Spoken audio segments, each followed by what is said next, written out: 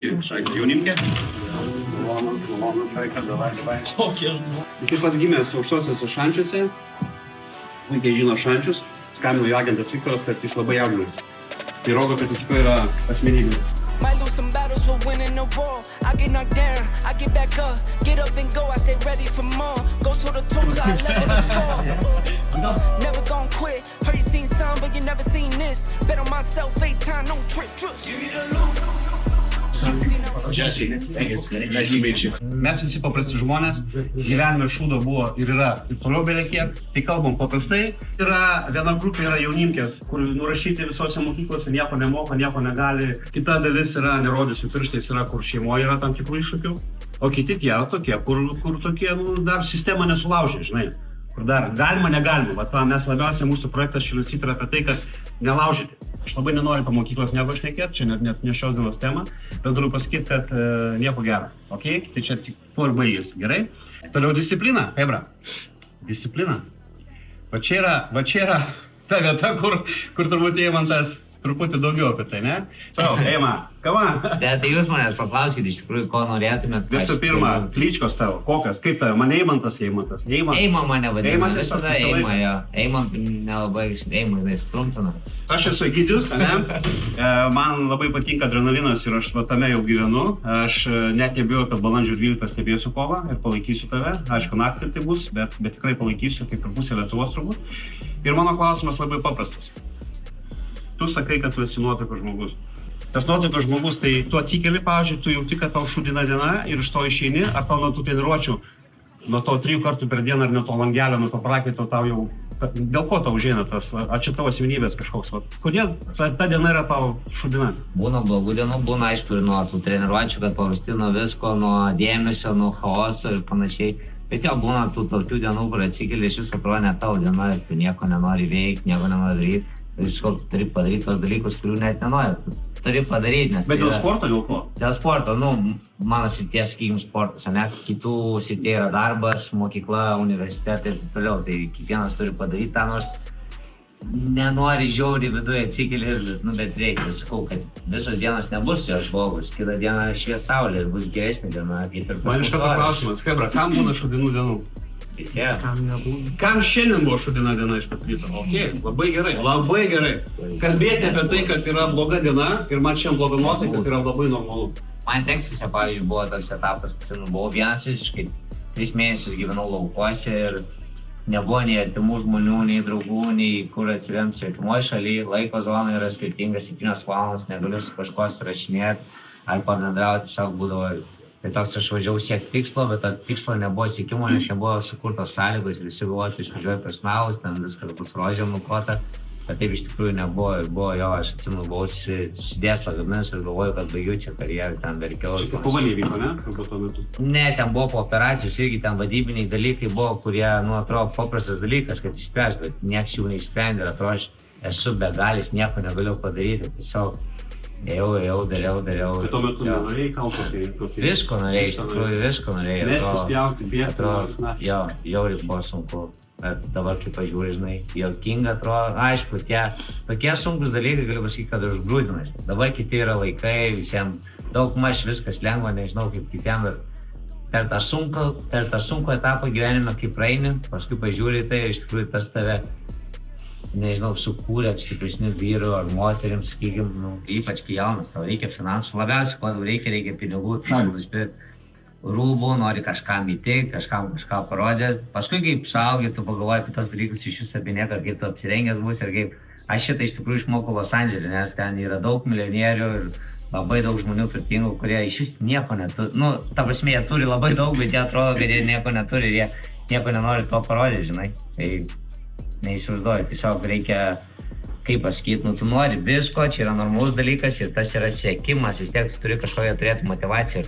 Galbūt ne dabar, aš kaip sakau, galbūt kitais metais, gal dar už metų ir išeis, neišeina taip, kad dabar turėsiu. Tiesiog būna mūsų visų laikas ateina skirtingų laikų, mano gal tokiais metais atėjo, kito ateina gal 30, kito gal 40, bet... Mažai patiko tam interviu, tu sakai, aš gaudavau struškių, tu gaudavai? Jo. Tu realiai gaudavai Tai normaliai? aš gaudavau, aš pavyzdžiui, kudo yra karate, ne, aš buvau geras, kietas, tikrai buvau ten, laiminėjau prieš visus, ten tikrai gal 2 kovas esu pralaimėjęs kaip boksą, maitai, bet aš kai nuėjau į boksą, tas lygis visai kitoks buvo, aš taip gavau, ta prasme eina savo, bet aš mane motivavo. Į ringę, o gatvėje gaudavai? Jo, gatvėje irgi esu gavęs, tai aišku, Apspjovė yra tave? Apspjovė? Ne, apspjovė nėra, bet ta prasme, jeigu mane apspjaudo, aš eičiau muštis ir nesvarbu, nu, ta Gausi, prasme, negausi. už save, jo, negausi, būtų čia man tiesiog būtų viduje, kad aš nenusileidau. Aišku, aš buvau žiauriai bailus vaikas pašanščia, mane yra gaudė, aš esu bėgęs, ta prasme, nes kiti klasiokai turėjo brolius, vyresnius ir galėtų apginti, net jeigu aš, tarkim, ten prieš jį laimėčiau gatvės, tada pasikėstų draugus ar kažką, aš buvau vienas, aš neturėjau taip. Ir tą, kurį turėjau draugais, toks buvo, nu, jis neįtų su manim ten muštis, nu, su prieš kitus, ta prasme, tai jo, gaudavau. Peilis buvo kada nors? Ne, peilio nebuvo, iš tikrųjų. Aš nesilankiau tokiuose gal vietose, ta prasme, gal nepapuoliau, Kiek treniruočių per dieną? 2 arba 1, priklausomai nuo treniruočių sunkumo, nuo etapo, tai. Kokie poilsiai dienų savaitę? Sekmadienis, bet kartais ir tą sekmadienį nueinu ir padarau lengvą treniruotę. Žinai, dėl ko jis klausia? Jis yra pats, kokia tavo kategorija? Sunkiasvoris. Sunkiasvoris, jis dabar Lietuvos buvo čempas, tu Vicečempionas. Vice. Dabar, ne? 24 dieną Lietuvos čempionatas. Jo, tai ten buvo visiškai gatvės vaikis ir dabar, aišku, išliko gatvės vaikis, bet visko buvo. Nu visko buvo. Ir patikėk manim, prieš O tai metus. kiek laiko sportuoji? Metus laiko.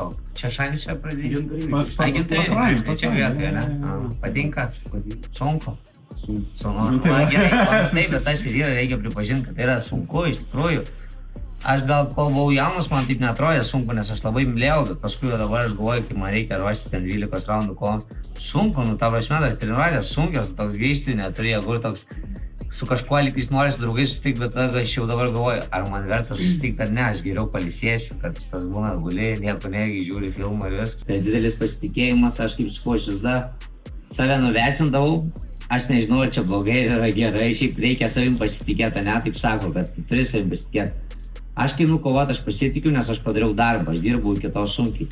Kad aš norėdavau būti geresnis už kitus, pasiekti tiesiog savo tikslą. Tavo priešinkas Enis, kaip jis Dabar Enis. favoritas, ar ne? Nu jo, jis geriausias Amerikoje, niekas jo nenori kovoti, jis Tai įbyra. va kaip tu jautiesi, tu prileidi mintį, kad jisai favoritas ir tu nori būti geresnis, tu taip save užsimotyvuoji, kaip tu...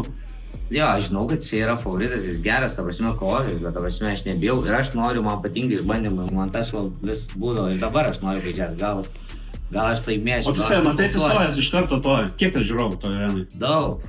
20, okei. Nežinau, kiek bus šitoj, nes kiek parduosiu bilietų priklauso, bet aš buvęs arenai, kur talpina 80 000. Ta prasme, aš įėjęs į areną, ten stadionas, AT&T Stadium, yeah? Yes. It opens? It opens up, yeah. Jo, tai ten stadionas, jis buvo uždarytas, bet jis atsidaro, nu ta prasme, ten dydžio 80 000, Čia gal nesu šitas? matęs. Eima, gal šitas? Šitas? Jo, šitas, čia už stadionas, jo. Nerealu, ten, nu čia per nuotrauką nepamatysiu, bet aš jau, galvoju, fain. Tai Klaidai, paklaus. Jo, norėjau paklausti vieną jūsų dalyką, o jūs šiaip iš charakterio pusės labiau toks stiprus ir užsispyręs, ar tiesiog gamtos dovana jūsų tokia yra?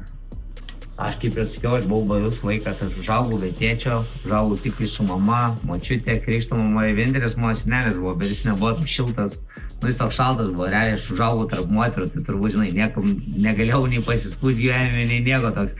Jeigu nuo kažko gauni, žinai, pėsdėti, tai toks nulenkęs galvą raidė ir viskas. Nežinau, turbūt išsiugdžiau prie tavo, neturėdamas to, norėjau to būt, norėjau tapti pats vyru, žinai, kad nenueit pas tėtį ir nenueit pas mamą, sakyti, man čia, žinai, neišėjo tas, norėjau pats už save atsakyti visur. Tavo sėkmės arba karjeros, nu čia vienareikšmiškai didelė karjera, jau dar jinai kyla, bet kiek tame yra darbo, kiek yra sėkmės? Nežinau, 90% darbo, Aš to gal laukiu. 95%, Aš to laukiu. sėkmės irgi reikia. Nu, ta prasme, įsivaizduokim tokį dalyką, va, pavyzdžiui, ruošėsi kovai, ne? Ir man yra tai buvo, tu atsikeli savaitę prieš ir tu sergi ir tarkim ten labai blogai, tu turi antibiotikus gerti ir turi kovoti ir tu gali dieną prieš atsijaustis ir todėl visi, kai žiūri kovas, ten kartais kas nors ar pralaimi ar kažką, tu nežinai prieš turės, ar ten operacijų turės, ar su traumom, su kovojęs, čia vaistų prisileidęs visur ten, su neutronu, su kiom. Su kokia didžiausia trauma esi kovojęs, su kokia? Su nuplyšusiais raiščiais. Ir likus 5 dienom iki kovos. Ir man reikėjo eiti kovoti dėl to, kad man reikėjo finansų. Ta prasme, tai sprendimas nebuvo geriausias, bet man reikėjo išgyventi, nes, kaip sakau, Teksase buvau. Ir galvoju, man reikia pinigų tiesiog pragyventi. Aš ėjau tiesiog. So you mentioned you had challenges growing up in Shanxi, and then you came to USA, Dreamland. Yeah, And you said there was also challenges there. yeah. Which was tougher? Which challenges were tougher, like growing up, or going there and seeing that it's also difficult? I think both, because like here was like childhood, and everything, and I want to be a better because I was always shy kid, like, I didn't have anyone to depend on, like father. I was growing up with my mom, but when I went to United States, I was thinking it's a dream. Of course it's a dream, but it was very lonely, because I left all my family, all my friends, and I had to go over there, and start like basically a new life. I was thinking I might need to live there, So it was hard to leave everybody, all my friends, but it's sacrifices, that's how we make it. It's no easy way. Did it kind of feel good that you had a difficult childhood, yeah? And you felt like it might have prepared you for that? I think so, yeah, that's a good question. I think, yeah, the hard childhood, going through a lot, mentally, yeah, I think it prepared me for the bad times, so I survived them.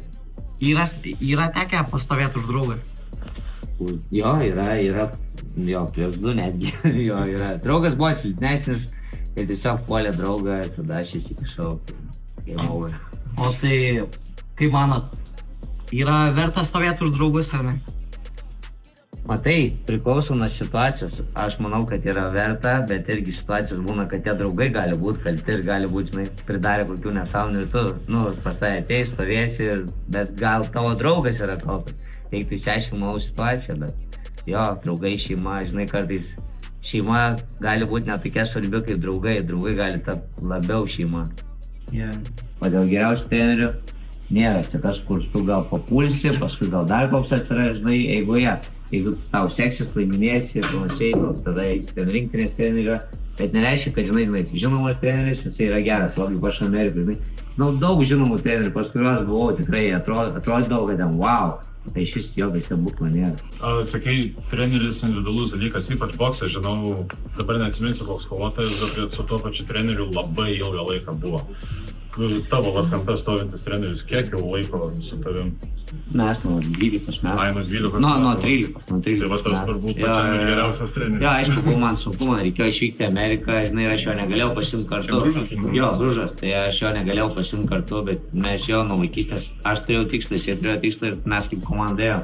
Dabar mes galim būti kartu, biški buvo pauzė karjerų, kai mane išėjo jo atsiskaidinti, ir panašiai. Man reikėjo ten kovoti, aš neturėjau teisės pasakyti kažko, turėjau tikrus vadybininkus blogus, o dabar pats viską turiu savo rankų. Atrodo, jis anglučiai. Šitas Vienas toks sunkiausias, bet ir kiti faina organizacija daro. Mane vėliai, doktorą. Mane irgi. Aš irgi. Nuėjai sekundė, biškį vietos. Agne? 12 raundas. O, nėra pel. Ne, 12 raundas. 12 raundas. Pasiruošę? Elbų. Kaip Habibas, Gregor.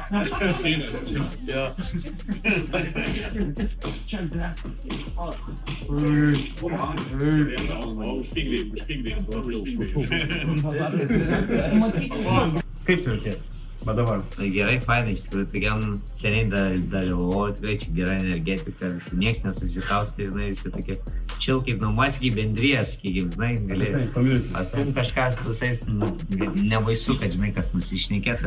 Kokia tavo dienotvarkė normali va dabar? Atsikeli 5 ryto, lendi į ledinį vandenį, valgai vieną kiaušinį. Tai ne, mano dienotvarkė iš tikrųjų, aš atsikeliu 8 visada, išgeriu vandens su citrina. O kodėl sutrina iš karto? Tiesiog toks mano ritualas. Šilta ar šalta? Arba su Šilta žalia. valgyt? Ne, šalta. Tiesiog. Kaip kada jo.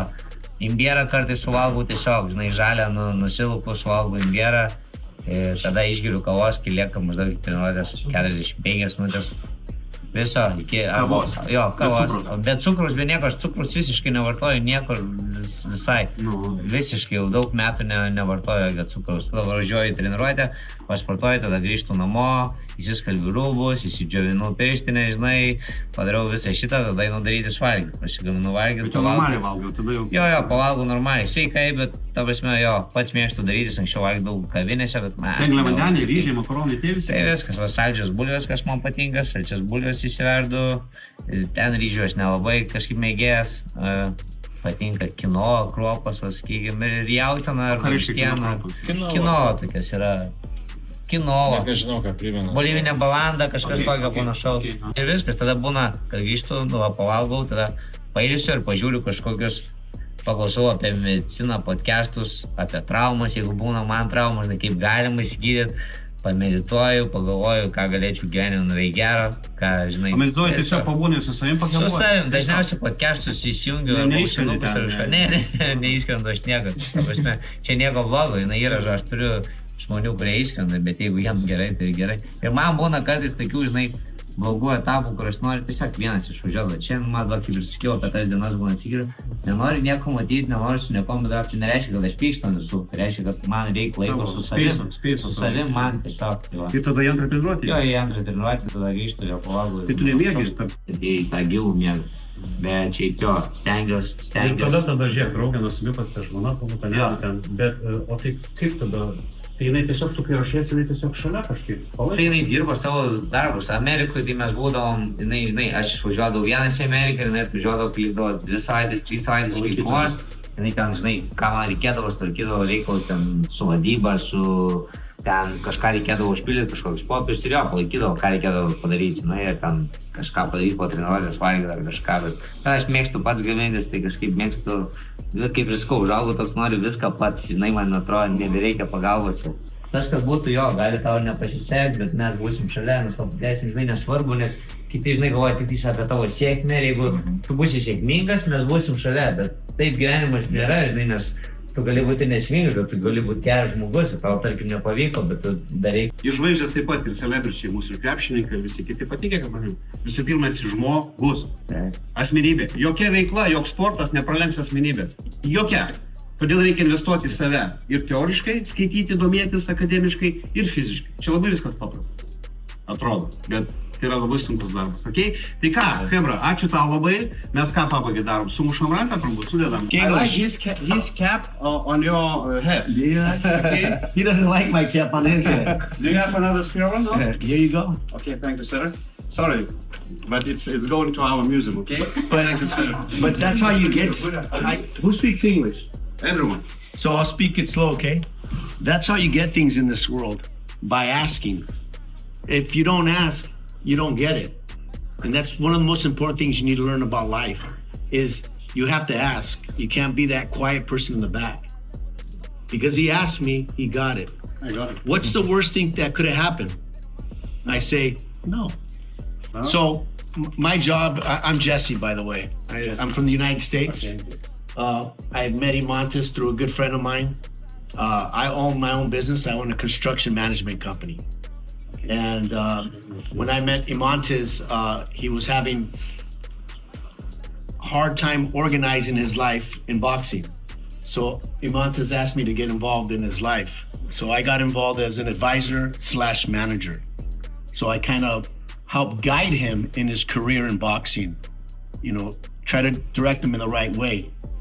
You know, now that he's in a new situation where he's a world champion, everybody wants something from him. Yeah. So you always have to surround yourself with people who are going to take care of you and trust those people. So we formed the bond first as friends. He understands and he knows that at any time that he wants to get rid of me, he can. There is no contract. We did it the old way. We shook hands like men, right?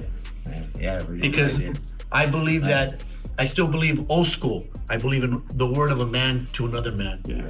I didn't want to tie him Žodžiu down. žmonės, ne? But I do want to tell you a little bit about my background, if I can. Yeah, of course. Okay, because I think it's important. I think everything happens for a reason. I think somebody up above sends people to certain locations. I understand that most of you in here are probably have issues in life, whether it's at home or at school. And I want to let you know, I'm right with you. I didn't like school. I didn't want to go to school. Hey, he's a normal guy. Come on, Okay. guy. He's a normal guy. I ran into a lot of friends who were involved with gangs. Gangs in Los Angeles is very popular. Gangs, you get the jewelry, you get the watches, and you live on the streets, okay? You impress people with what you've got. And my mom and dad tried to do the best they could with me, but I didn't listen, okay? I decided to go to the streets. I did some stuff that I shouldn't have done, and I seen a lot of things that I shouldn't have seen as far as people getting hurt. In the United States, they don't use knives, they use guns. It's very violent in Los Angeles, the crime is. I was fortunate that I went to something like this. It was ran by the Catholic Church. And there was one gentleman there who spoke to me about joining the Army. That was the only path I could take because I wasn't educated. I didn't have no school. So I joined the Army for 8 years, and the Army changed my life. It was the best thing I could have done. It motivated me. And discipline, you know. You heard, right? Motivation and discipline. It changed my life. I thank God for everything. I have a very, very successful business. I do very, very well. And I have 3 children. They're all fully grown. And I'm also a grandfather now. Okay. Little baby, 3 months old. So anything's possible. And I think God brought us together because of that. Because of my background of what I did in my life and how he came up. And I'm honored to be here to help him. He's done something that there's 100,000 kids out there trying to do what he did. And he's got it. And from here, like 200 meters or 500 meters. And he's ranked number 2 in the world. He's fighting the number 1 guy In his category? in his category. Number 2 in the... He's ranked number 2 in the this world. one fighter... It's ranked number 1. Okay, So he's going after the hardest guy. It's incredible what he's doing, you guys. okay. I'm like, wow. You know, I'm like, it's a dream for me to come here and see all this and say, wow, this kid came from here and he did what he wanted. Discipline, motivation. Winning the war, I get knocked down, I get back up, get up and go, I stay ready for more. Go toe to toe till I level the score. Never gonna quit.